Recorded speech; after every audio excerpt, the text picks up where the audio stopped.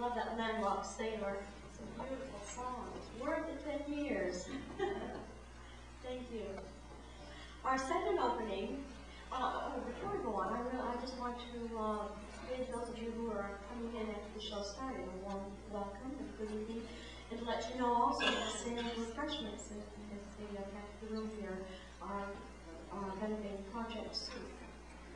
All right, our second opening is Ray Weisen. Ray Weisen is a scientist and a poet. In a recent feature article in the Watertown Press, he was described as an artist whose feet are planted firmly on the ground. And Ray, as he said, as Milton said, I'd like my poetry to reach people who'd like my poetry to reach them. I'm in love with life, he says, but I've been known to bitch a little bit because things aren't quite the way I like them, and I run out of energy before I'm ready to quit. Would you please welcome Ray Weisen.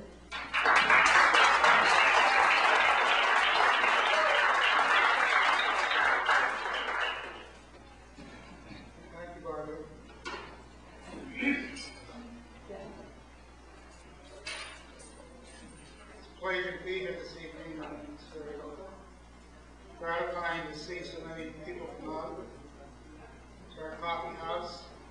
We've been here since November, and we'll be here the first Friday of each month until May, through June. We won't be here in July and August. And I'd like to dedicate my reading this evening to all of us throughout the world who are looking for a way to find dignity in a world that seems hell-bent on degradation, a world that too often uses its bountiful resources to demean rather than to ennoble.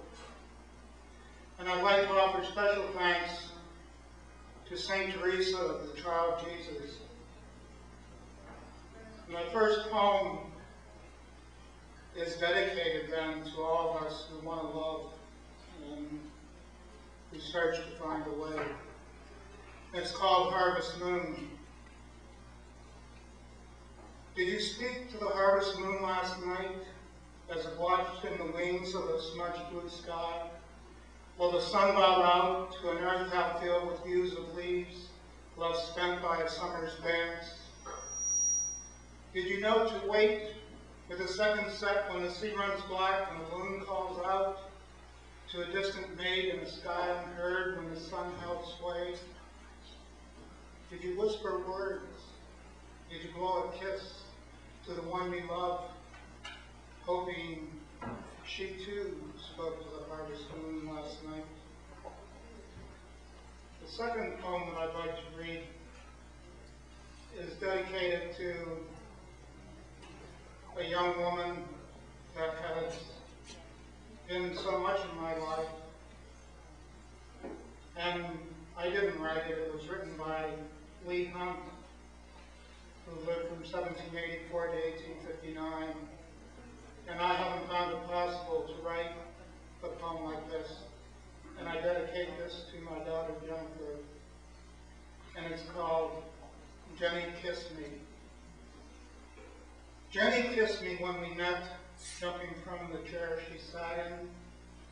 Time, you thief, who loves to get sweets into your list, put that in.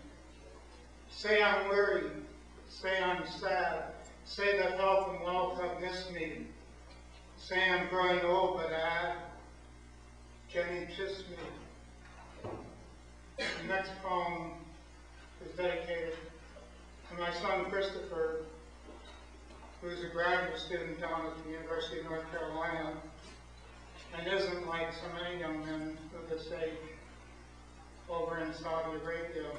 But yet, when I think of him, I realize that he could be there too. And this is called My Christopher. Mother's milk had stained his cheek months, no weeks ago. Now had this flag so proudly held, draped his blood-soaked hair. Tears to drain a fury held through a sleepless night. Strength was formed within the arms offered by the men. Freedom's course had forged a plan, setting each his chore. No more cruel was death found there, as was life found here. And the next poem is dedicated to somebody very special in my life, and it's called Hey Kid. Hey kid, were you the one up on the stage with the pretty voice and the fancy moves and the come-on smell and silver blouse and shoes? Tell me, were you the one? Hey kid, were you the one reaching out your hand to the ones in need who cried all night to the tortured beat of a deathful call to a heedless God? Tell me, were you the one? Hey kid, are you the one that's sitting here with your heart on fire with tears held back by a phantom hand that stalks the night of another day? Tell me, are you the one? Hey kid, aren't you the one? And listen, you can clap.